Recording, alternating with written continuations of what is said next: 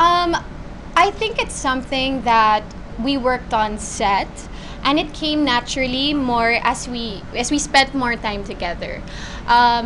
Syempre, in the beginning, Direk made us do exercises. In the middle of a scene, bigla na lang siya sasabihin, gagawin niya ng isang Lalala mo yun, to work on our chemistry on set. Sabi niya, sabihin mo kay Mia, Anong gusto mo kay Mia? Anong nagustuhan mo sa mukha niya, tingnan mo lang mukha niya, ganun. Tapos biglang magsisin kami habang... Tapos biglang, action! Kasi nakikita niya na. Okay, nagsispark na yung mata niyo. But this is your first time working together. Yeah. How did you break the wall between the two of you as Pat and Mia?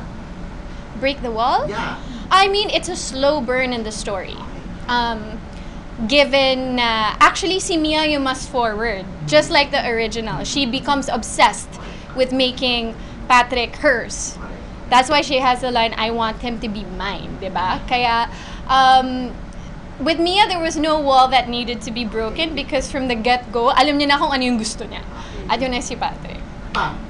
Joshua, how did you give in to that role ni Mia na gustong-gusto kang kunin at gustong-gusto ka? Well, as a story naman, nabibigay talaga ako, di ba? I think, as a story naman, nabibigay ako, di ba?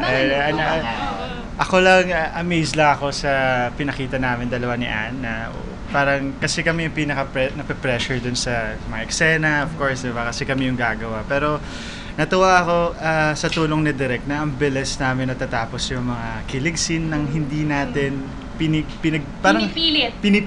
Oo. Kasi yung mga parang minsan nag-overthink na, di ba, dadating ka dun eh. Pero hindi kami dumating dun sa nag-overthink.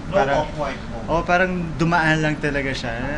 Thankful ako. Na-amaze lang talaga ako. Maganda kasi yung journey niya eh. Parang, of course, as the story goes on, from the beginning, syempre nandun naman yung awkwardness ni Patrick, which I felt was perfect for us as individuals as well. Hanggang sa nag-grow.